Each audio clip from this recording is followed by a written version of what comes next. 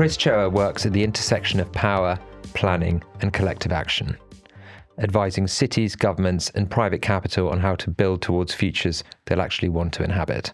After years inside global engineering firms and as an advisor to the Mayor of London, he founded OUTCOMIST, a platform designed around the theory of change, the practice of defining long-term outcomes before deciding what to build, fund, or indeed protect.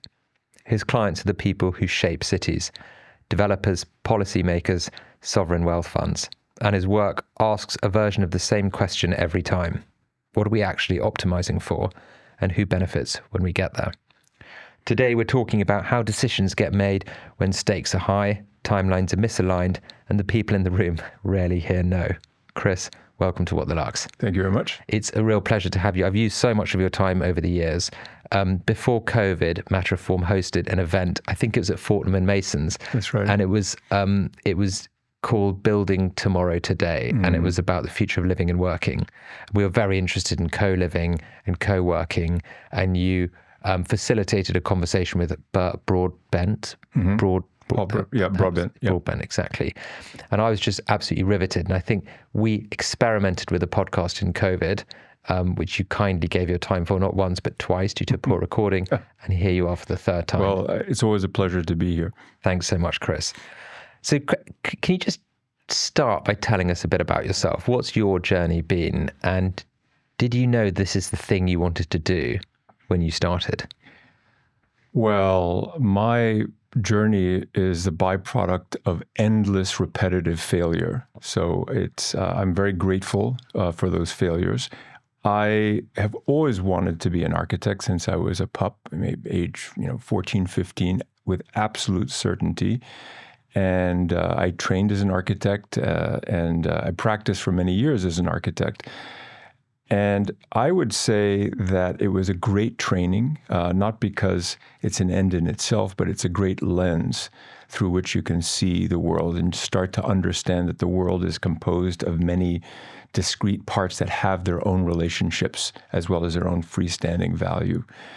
The failures come, I think, when I've moved from one culture to another culture and found that the tools that I thought I could rely on, that I trained with, are actually inadequate for the next challenge that I had. So when I moved from, say, the world of academia into the world of corporate life, the world of corporate physical construction has less to do with theory than I had prepared for. When I moved from New York to Shanghai to open an office there, the relationships that I had with my staff and my clients required a different kind of relationship to my own tools and my own staff than I thought I would need. So I failed, but then I had to adapt. When I moved from Shanghai back to London on the way to New York, which I never went to, the world of Shanghai, the imperatives of that kind of world were very different than the life of London. And I didn't have a language in which to operate in London, so I had to adapt again. And then through my experience working with very large entities, big funds at a territorial scale, I recognized that the big questions required asking, why are you doing something, as opposed to what can you do? And my training on what to do was inadequate. I failed, and I started to think more about why. So can you walk through the sorts of project that you spent your formative years working on, firstly? Just to give like a sort of a layman a sense of the type of challenge and the type of outcome. I was very, very lucky as a young architect to work on a very large civic project from the very beginning to the very end, which is what anybody age, mid-20s would want to do. So, for example, the first big project I worked on was a big public aquarium in Japan, the Osaka Aquarium. I was a young designer, but I was the designer on it, supporting a large team. And it was, 3-4 years of my life, which was so deeply immersive, which involved eventually moving to Japan and supervising the work, but also living the life of a designer in Japan at the peak of the bubble economy. So that kind of work. I designed office buildings, research laboratories, museums, things like that. I didn't really do very much residential work except for friends. So that was my earlier life. But it's very, very much designing buildings as objects. Later on in Shanghai, and kind of public spaces, and some public spaces, but you'd be surprised when you're so focused on the object, you almost don't think about the public space at all. So I did not do that much public space work. When I moved to Shanghai, it was the result of a competition that I had won for a building, and then also a master plan that I had won. This is to redesign, to propose a master plan for the North Bund of Shanghai, which is the old Japanese concession. And I recognized that the thing that I had wanted the most in my life as an architect, which is to do a couple of high-rise buildings, was in fact so much part of my daily life that it became drudgery. Really? The high-rise buildings were commodities. They were like weeds, interchangeable as objects.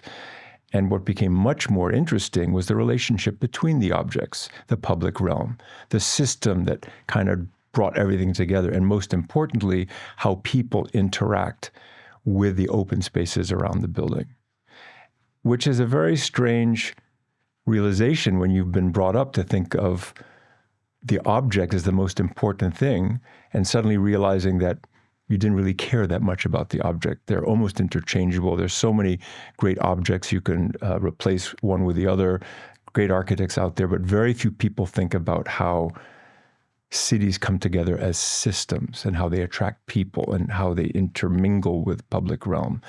So my work changed completely, and I started to really focus on that. I started working much more throughout Asia, the Middle East, Dubai, Saudi Arabia, the Gulf, India, places like that.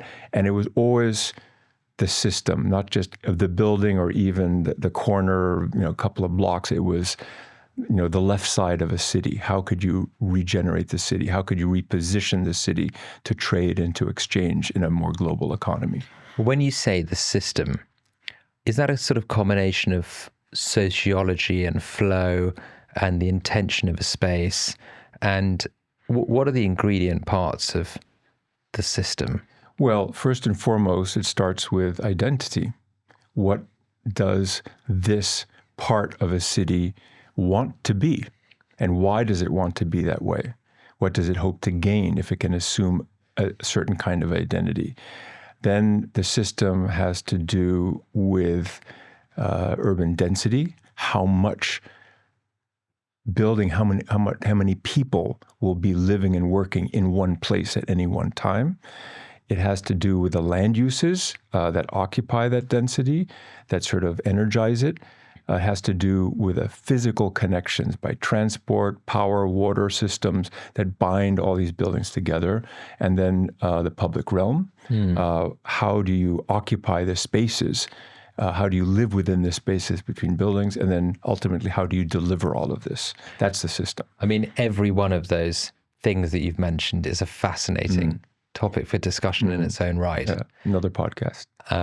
Well, actually, no. I'm going to be annoying and I'm going to ask you to unpick some of them because I think it's so interesting. First, I'd just like to know, what are the types of, who are the people you speak to? Who are the stakeholders? And what are the sorts of conversations you have when you're thinking about the goals of a city or a place? Or I guess not always a city, but even just an area that's being redeveloped? Right.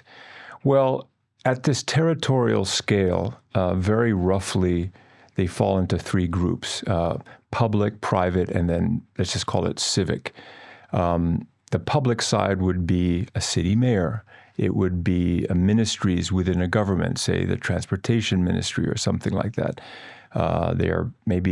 It's a public operator of an airport, for example. What do we do about the land around the node?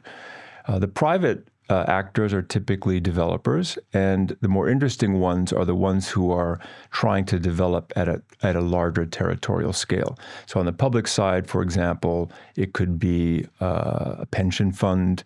It could be the Public Investment Fund in Saudi Arabia, for example.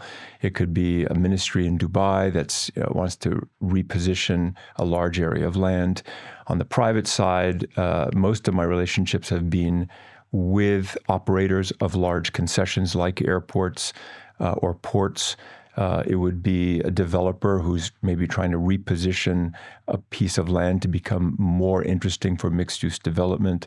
I've worked with a couple of developers in Italy, for example. And then on the civic side, it would be working as a board member for real estate companies, for energy companies, advising them on how to manage their portfolio to make it more productive for what they need to do and to make it more attractive. I've advised the Mayor of London, for example. I'm currently working as an advisor for Places for London, which is the real estate arm of TfL here in London. I'm an advisor now for the Royal Docks here in London, on East London. But I'm also an advisor for other groups, for example, Land Art Generator, which does very, very large-scale sculptural interventions that also produce electrical power at utility scale. How can I... Sculptural intervention. Yeah, so we know land art is Michael Heiser, those kinds of things. There's a whole tradition in physical sculptural art, which is really working, positioning objects in the landscape to really recommit the landscape to another sensation. But can you do that kind of thing that also produces a public good, in this case, electrical power? So form drives function. Right, something like that. And anyway, I was the chair of the Urban Land Institute here in the UK for a few years. I've been an executive board member for a while with them. And Urban Land Institute is a civic organization that really is devoted to the responsible use of land. It's a membership organization, but we put on lots and lots of programming focused on real estate, focused on public realm, focused on bringing people together at the intersection of the capital markets, development, and consultancy. How is the relationship between government and developer changed? It's a good question. It really depends a little bit on the culture. Certainly in the West, in America, in Europe, the government, for one reason or another, is no longer in a position to really deliver very, very large-scale public goods. Yeah. Be it social programs, funding the arts, building parks, funding rail. So increasingly, the private sector, developers in particular, have to pick up the slack, either by choice or by circumstance. And the ones who lean into this, for example, recognizing that, yes, bringing forward and offering a park to the public at a city scale is exorbitantly expensive, but you create an enormous amount of value around the park. So if you can wrap your arms around the whole piece and take that kind of risk, you deliver a public good, but you also create better value for yourself. You can capture the value of all the other work that you're doing. So I think increasingly the relationship between public and private is the public expecting or hoping that the private can rise and meet the moment. It's hard because there's so much money to be made in development. Well, there's a lot of money to be made in development. It's a very, very good way to lose money as well. So that's the part that people never really talk about. They see the upside, and they're often, green-eyed with jealousy. But there's a huge amount of risk. Understood. But my question is this, which is, if a development happens that's part of a public regeneration program, can it be allowed to? Well, there are... Is that a weird question? No, it's not a weird question. Oftentimes, they're not allowed to fail, but they fail until they don't fail. So take Canary Wharf as an example. It was a white elephant for many, many years. Well, can you talk about the history of it, actually? Because I mean, there are many people who know much more about it, but basically you have an enormous development, proposed by a wide range, mostly Canadian, developers. That was an idea about how people would work in the future. It was put far away from the city center with very few public connections, no transit, no public realm, no housing, no nothing around it. And it was a failure, a huge failure. But how can that be a good idea by any standards? Because it's, when you have a city that is constrained by heritage, where it's almost impossible to build anything. Yeah. If you want to build something big, you cannot build where people are. You have to build where they are not, which is an enormous risk, but it's a hypothesis. But being allowed to build without a proper ventricle into the or point of connection between where people live and work seems just... Well, it wasn't so much allowed to build. People took the risk to build, hoping that the connections would come. And by the way, the public was going to, say the government entities, TfL, others were going to make the connections. Those never existed. They never came in time. And for many years, that project was a white elephant. But then they finally got the DLR to go. Then they got the Jubilee line to go. And then suddenly it was a connected place. And at least for a while, very successful at what it intended to do. And there are many, many examples of this all around the world. It's interesting because I always think of work as either transformation or innovation, perhaps simplistically, but you're either trying to move something from a current state to a future state, or it's kind of greenfield, right? You have the opportunity to build something knowing what you know now about technology and about people and about the dynamics of it all. Yeah. By the way, another great example of failure, or can you allow something large to fail, are Olympic sites.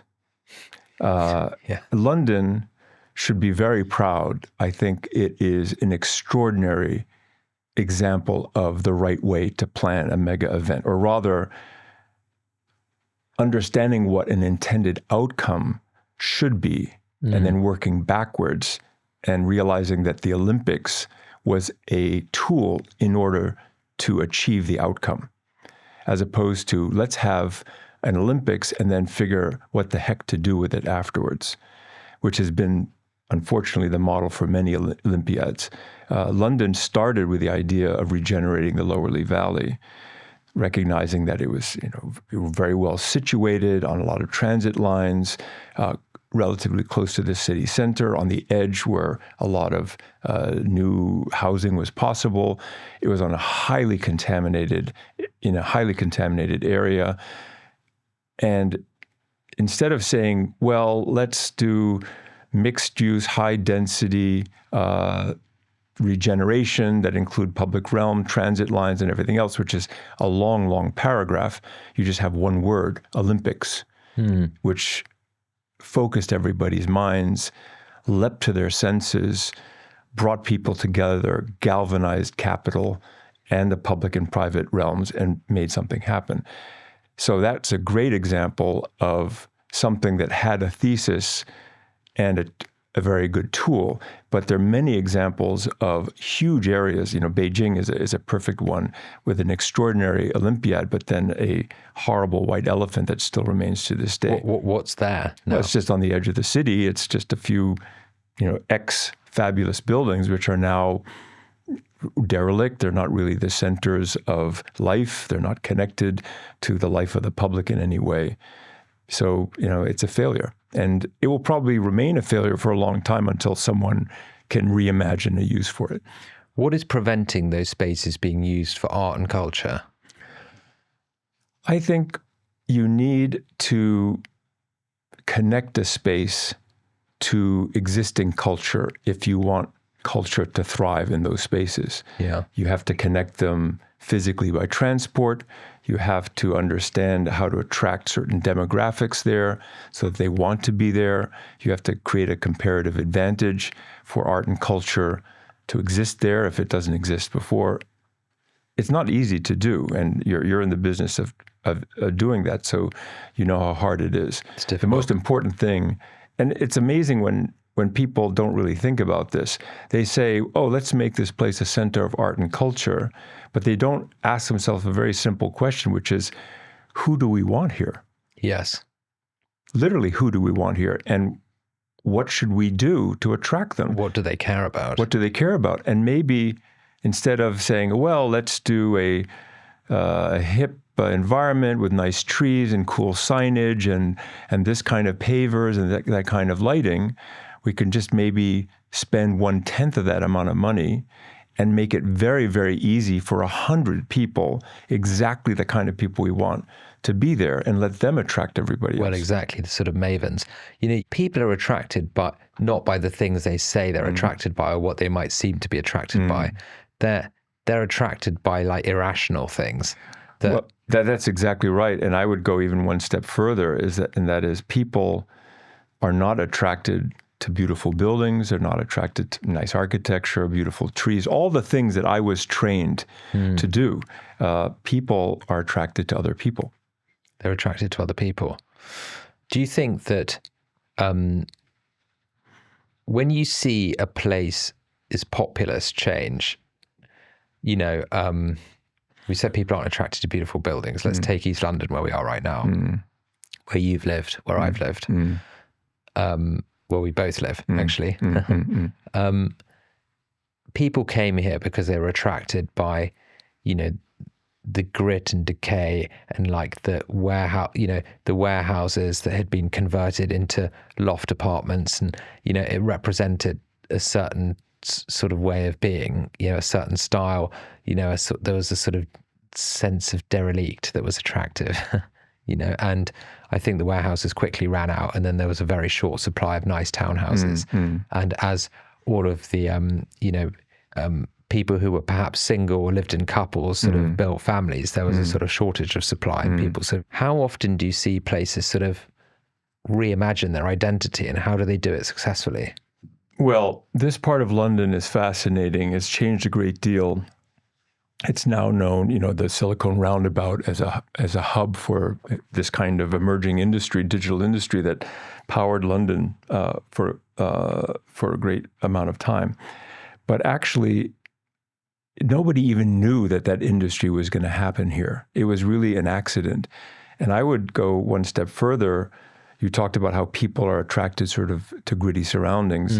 That's not at all why this area developed. This area developed because it was very, very affordable, both for living and for work, in an area that was highly connected to the rest of the grid through transport, in a global city that had stupendous global connections at exactly the right time. There was a recession going on in Europe.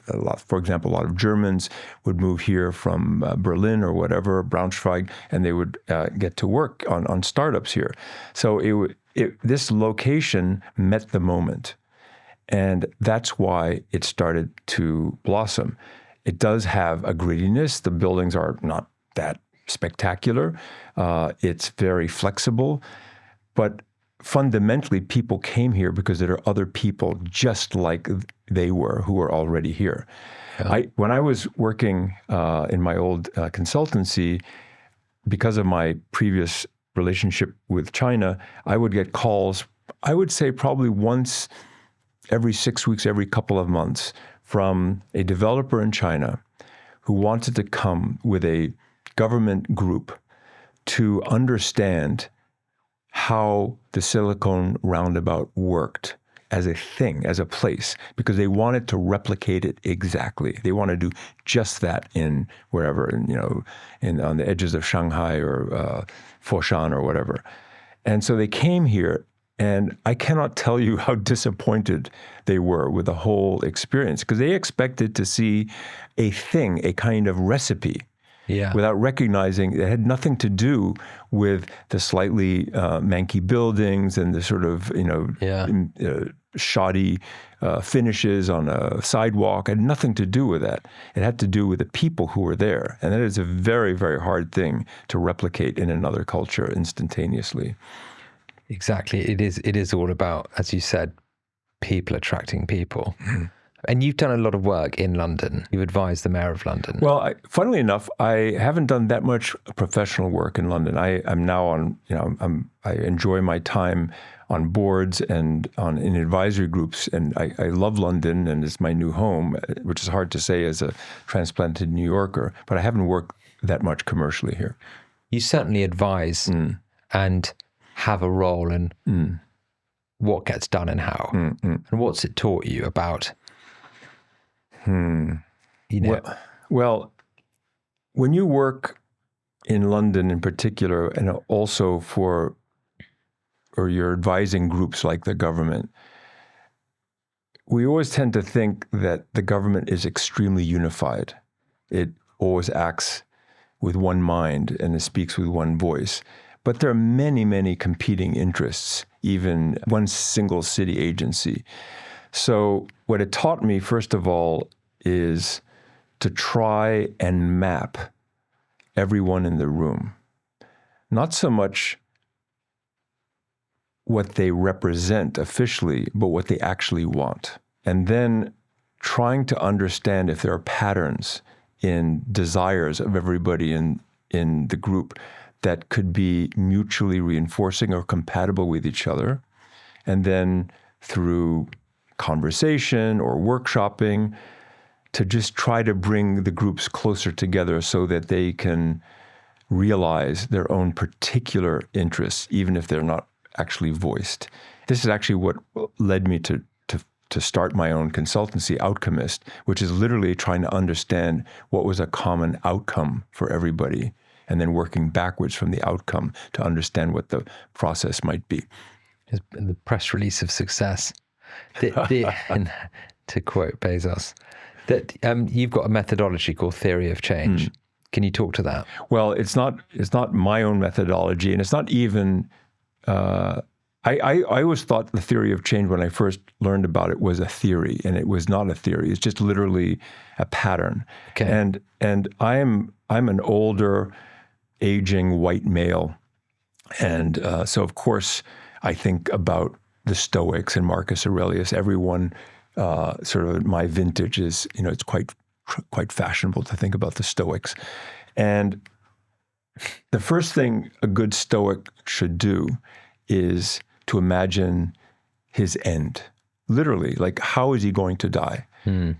And who is around him? And what do these people think of him?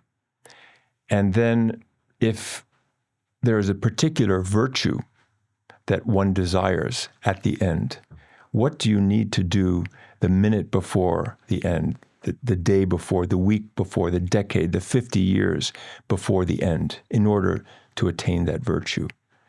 And then we know what to do next.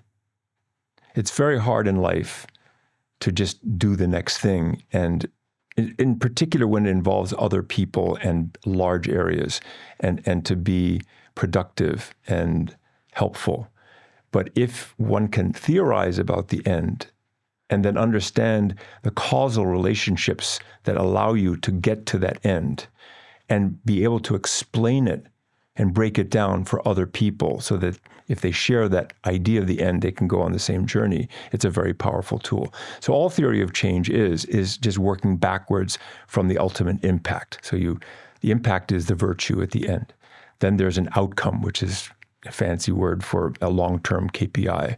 Then there's an output, which is a shorter-term KPI. Then before that, there's a process that you follow to get to that shorter-term achievement. And then there's the input, the things that you need to get in place in order to go through the process. So you just kind of lay it all out. You allow as many people as possible to interact, and I will try to guide a discussion. And it allows everyone to pretty much say whatever they want. And my job is to listen and to understand when somebody says something, where does it fit in this pattern? Because most people think about the input and the process because it's what they're trained to do, but they don't necessarily understand the causal relationships that get you to a virtue at the end, the impact. So you use this, or you subscribe to the theory of change, which is, what does the end point look like? what are the individual incentives, and how can we marry the individual incentives with some sort of cohesive path to And an by the way, the outcome? end point is to answer why. Why do we want that? Which is something that most people don't really think about. You know, you and I we're bridge builders. We know how to make bridges. We're engineers. And someone says, I need to find a way to cross the river. And we say, well, we can do this kind of bridge, we can do that kind of bridge. But maybe the answer is not a bridge at all. Maybe we swim across the river, we take a boat. Maybe you just walk down the way and you cross the river at a different point. So understanding what we want to do and why we want to do it is very important. Do you start consulting early enough to be able to change that which has already been decided about what is going to be built? Quite often, mostly because very large projects are never finished. You know, New York City will be a fantastic city when it's finished. It will never be finished. So most cities, most governments typically don't have a plan, and they're either finished with it or about to finish with it. It's constantly renewed every few years, every 5 years. So those are often inflection points where I will come in, they'll invite me in, I will help people understand what is before them, what their challenges are, what the opportunities are, to rethink why they're doing it. And it happens quite often. And the beauty of my intergalactic, mega intercontinental corporation with one person in it, myself, is that I don't have to, in fact, I don't have the resources on purpose to be the solution. All I am is the facilitator for the conversation. And then if required, I'll then bring in teams, I'll hire teams to actually do the work. But having the flexibility and the agility to change tacts very easily to accommodate the needs and to drive the conversation is very powerful. I heard recently that Dubai's traffic has got so bad that they're taking consultation from Transport for London, which one can't help laughing a little bit inside when one hears that Dubai is taking advice from TfL. With credit to the tube system, etc. But to go back to the point about innovation and transformation, it's hard to change a city like London, and it's easier to build something from scratch. Do you think the cities that are newer, do you foresee a future where they struggle to reinvent themselves in a similar fashion? Well, all praise due to London. I think TfL and the transportation system in London is extraordinary. And I would say, I'd go one step further. You're suggesting that perhaps it's harder to transform a pre-existing, pre-industrial city like London than a city that's built from scratch. I think it's actually the opposite. That's interesting. I think all the cities that we are naturally attracted to, we want to go in our free time. If you really think about it, most of them had a pre-industrial life. Yeah. They pre-existed in some significant way, say before 1840s, 1850s in Europe, maybe a little later in the US. And why is that? And that is because these were cities that moved people and goods around on foot through a network of streets that were, by definition, just as wide and as long as we needed to move around. In fact, I have a theory that all cities, all great cities, have always been the same size as long as they've been around, if you measure them in terms of time and not distance.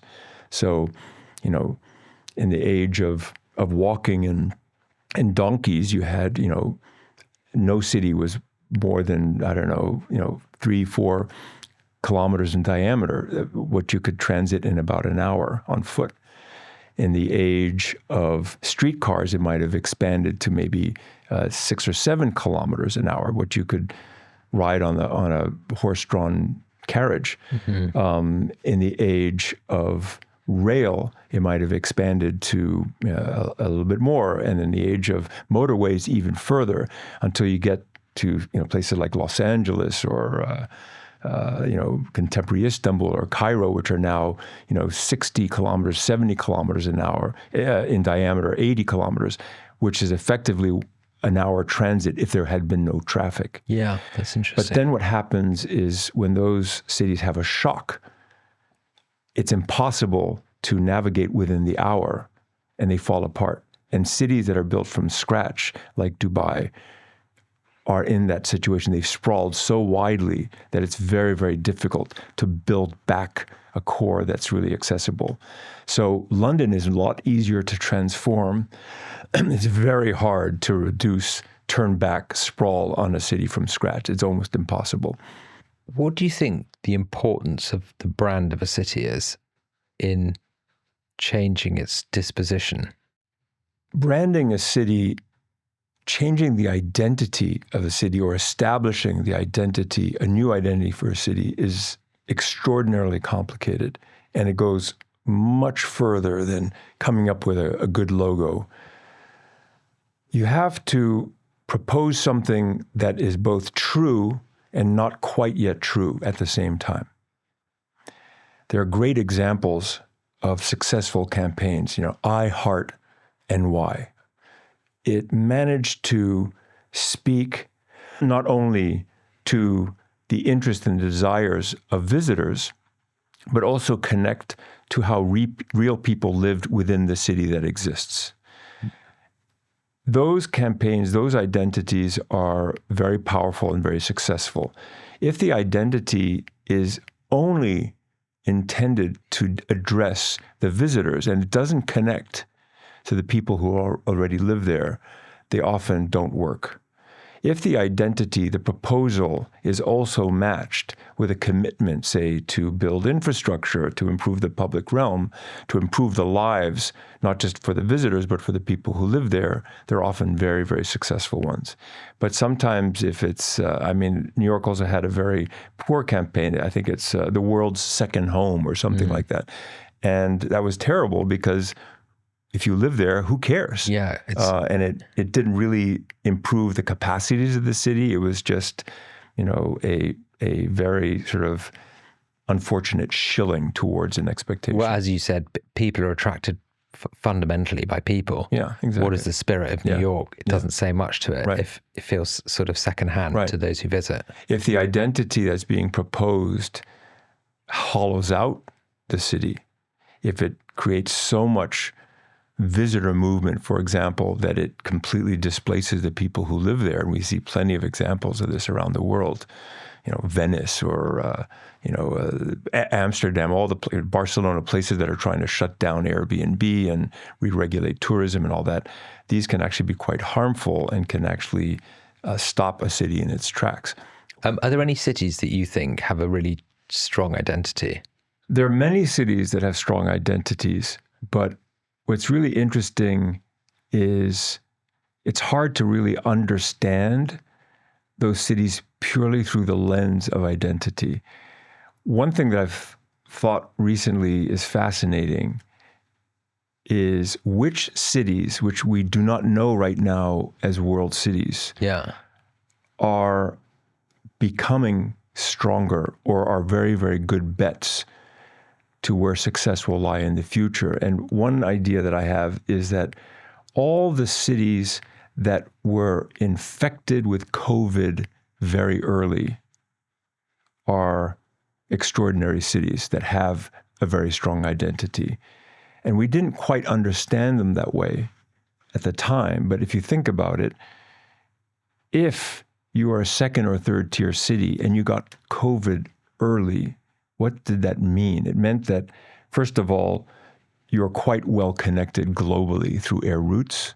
You probably had a very high percentage of younger people who were often very closely packed together at universities and in pubs and sort of entertainment life. You probably had some strong connection to China, which is a rising culture, which is arguably the next agent in a changing world order. you had these advantages built in to your infrastructure that allowed you to be infected earlier than other people, but they're also pioneer signals for future success and a very strong identity that allowed those circumstances to exist in the first place. So I'm looking more and more closely at those kinds of cities. And they're not the big alpha plus cities like New York and London or even the Parises of the world. There are areas, to the north of Milan, for example, or, Toronto or, parts of Seoul, for example, which are now we recognize to be powerhouses, and they're very attractive. They have very strong identities, what we use the word identity. But the fact is they were just very, very well connected with the right kind of people who attracted other people who wanted to be there because those people, the first people were there initially, and they had the infrastructure that allowed everybody to move around. I guess to sort of build on successful future cities as a theme, beyond skylines and lifestyle amenities, what do you think cities can do to create competitive advantage? Well, the very simple fact is the city needs talent and investment. Whatever it can do to attract the talent and to attract the investment is the vector to a better, stronger future. And sometimes it's hard infrastructure. We are going to improve our air capacity. Sometimes it's getting the right people, creating the incentives for just the kind of person you want to come. Medellin in Colombia is a great example. This is a place which actually had a pretty strong identity campaign. They wanted to be known as an innovation city. It was not previously known as an innovation city. As you know, it was, a center for, extraordinary drug violence and everything else. But they branded themselves that way and made it as easy as possible for what we now call global nomads to go and live and work there. It was affordable. It was an interesting physical environment. And they really, really targeted young people who could start in an age where you can start to live and work anywhere to go there. And those people in turn attracted other people there. And that in turn induced certain things to happen in the marketplace, whether it's accommodation or restaurants or things like that. And it basically was matched by an investment in infrastructure and public realm that then made a virtuous cycle. Are there like other things other cities have done to sort of update themselves that have interested you? Well, I remember years ago when I was living in Taiwan to improve my Chinese before I was going to then work in China. And I was really sort of struck by how the government in Taiwan was really encouraging McDonald's franchise, fast food franchises to open up in Taipei. Right. And I thought, what the heck is going on? I mean, this, Chinese food is probably some of the best food on the planet. I love Chinese food. Why would the government want these brands to come in? Now, there may have been mercantile interests and all that kind of thing. But the short answer is that these franchises came with operating methods, ideas about sanitation and orderliness of the supply chain and everything else, which was very, very difficult to introduce as a policy in a very chaotic food environment in the city. So you could either try to regulate this with thousands of pages of rules and say, this is the way you should store food at such and such a temperature, or you just allow an industry to come in and basically create a model. That's really interesting. I always kind of remember that in India. My parents lived in a place called Dehradun, which was in, near Rishikesh, in the foothills of the Himalayas. And, I remember 2 decades ago when the McDonald's opened there, it was like the luxury thing to do. Right, of course. And, okay, yes, it was a luxury thing to do because, frankly, its price point was probably higher than going to, a street seller for food. But it also represented this sort of homogenous and slightly sort of, quality standard that gave people faith in a way they didn't previously have. It had like a certain cleanliness and a certain, all of the things that are seen as manufactured and generic and underwhelming here because they're quick and consistent were actually valuable for their consistency there. Right. We have the benefit of hindsight and understanding. Often things are quite negative about a promise, but when you don't have a lot of those systems in place initially, it's very attractive. We were speaking about Dubai earlier. There's a phenomenon in transportation planning called induced demand. And the idea is that when you create a capacity for something, it eventually drives the demand to overwhelm that new capacity. So, for example, if you're on a street and it's very crowded, it takes a long time for your car to move. Your initial reaction is to build a wider street, build a motorway so the cars can move more rapidly. Well, initially, you then find, wow, this is great. It's so easy to move around. I'm going to get another car because it's so easy to drive around. Well, then there are now more cars on the road, and you're back to where you were, but now with many more cars.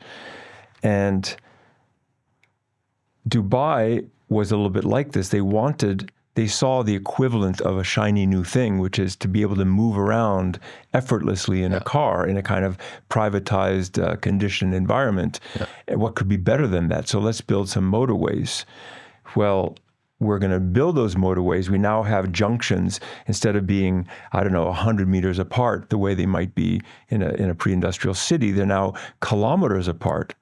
And now to just go from one side of the road to the other, which in a pre-industrial city you could do very easily, but just by walking across the street, you now have to get into a car and you drive 2 or 3 kilometers to the next intersection and come back. One of the most frustrating recent experiences I had was getting dropped off on the wrong side of the road in Riyadh, right, and having to order an Uber to cross the road, and it took 15 minutes to get to the other side of the road. Well, I was just laughing to myself. Now you know why Dubai and Riyadh want to talk to Transport for London. Yeah, well, no, I can understand that. Where you can see the infrastructure straining, I think Dubai are now building an underground highway for EVs, the Loop, I think it's called. Well, that's not a terrible thing to do, but one of the things that Dubai could do, it's so counterintuitive, is to create congestion by narrowing streets to induce people to walk. If it was possible to even walk. But it's very hard to do it. It's, as we were saying before, I think it's much harder to fix a greenfield city like Dubai than a pre-industrial city like London. And that is the baked-in advantage of a pre-industrial city. You alluded to other giga projects around, giga projects in inverted commas, other mega projects for mega cities around the world. Now, there are a lot of headlines about that, which is being built in Saudi Arabia. There's a lot of headlines about Dubai. You alluded to India, you alluded to China. Can you just give some examples of other mega cities and how they're faring? Well, I think the very, very large mega cities, the promise of a city from scratch of several million people, these are dreams, and they will never come to pass anywhere near the way they're intended to. So a lot of these that we've heard of are in Saudi, but a couple of generations ago, they were in China. China at least had a huge population that was moving to cities from rural areas that drove the occupation of these very, very large city extensions. Saudi doesn't have that population, so that's why those mega cities won't happen. But what is the science? That someone somewhere has created a model that shows it's going to work, and it seems to be based entirely on tourism or driven initially, interest driven by tourism, and then eventually substantiated by sort of basically forcing corporations who do business in the region to set up shop locally. Yeah, I think it's driven by tourism. The idea of tourism, it is driven by the idea of import substitution. If you can create a new city from scratch that's attractive enough for your local population, they won't go out of the country for vacation, for example. They may want to stay in country because it's more local, easier, faster, cheaper, and in turn, it creates basically income that would otherwise be exported to other countries. And it's based on an idea that an example is like Dubai was a city from scratch that seemed to be super successful. So why can't we just emulate Dubai? The fundamentals are different, though. Dubai basically is a airport with a city attached. And it understood way before anybody else, when aviation was still operating on a hub-to-hub model, that if you could create a node that was in between Europe and Asia, you could induce an enormous amount of growth simply by connecting a wide range of locations in Europe and in Asia. And it worked. But just because it worked in Dubai doesn't mean it will simultaneously now work in Qatar or Jeddah. You just can't have thousands of nodes that are all doing exactly the same thing. You have a first mover advantage that went to Dubai. But that model is not replicable, especially if it's happening exactly in the same region. Yeah. Now, there are other ideas, though, that are kind of like city from scratch, and that is the rise of what we call a charter city or private cities. So this is maybe something related to luxury in a way, but part of the idea that we can create a city from scratch, we can kind of avoid all the externalities that are unpleasant and make a place that is just filled with people just like us, just the kind of people we want to be with, is so attractive in our tribal mindset that the idea still lives on. It doesn't have to be a mega city like Neom. It could just literally be California forever to the north of San Francisco. Every generation tries to do this, do they not? This is as old as we are. And, this is what a feudal system was, right? Yeah. I'm a prince. I'm a prince. I have a princedom. I have my feudal castle. I have a moat. I have a drawbridge. And I have just my family and the people I trust and my knights who have pledged to support me in my orbit. And this is as old as humanity, and this will be the future for sure. These are cities connecting to other cities in the way that princedoms would make alliances with other princedoms. We've only been living in a slightly different world for 100 years? It's a tiny little blip in our human history. We are not so much moving into a different era as much as moving back to an era that we're very, very familiar with. What behaviors or expectations from the next generation of luxury clients feel most consequential for the future of your industry? I think something that has occurred to me is that luxury in the near future will be about creating a life moat, a way to consolidate our relationship with our community and avoid the externalities that create friction for us.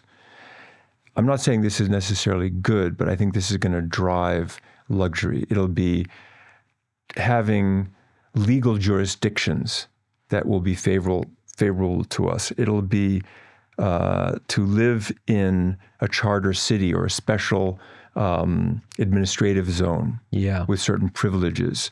It will be, frankly, if you live in London as a real estate proposition, you have the great estates, Grosvenor, the Crown Estate, which basically manage enormous swathes of property as if it was almost like a feudal entity. I think that's the future as well as the past. And my last question, Chris, thank you so much for your time. What do you believe will endure in luxury? What won't change, even as everything does? Well, what will endure for luxury is experience over products. Yeah. I think people will continue to choose more and more meaningful experiences, and luxury will represent experiences that are scarce and hard to obtain. But luxury has always been a game of status in a way, and we play the status game in one of three ways. We can dominate our surroundings, we can be more successful than our surroundings, or we can be more virtuous than our surroundings. And I think luxury will continue to play out over those three notes. Thank you so much, Chris. It's been a real joy. All right. Well, thank you for having me. I always enjoy these conversations. Thanks so much.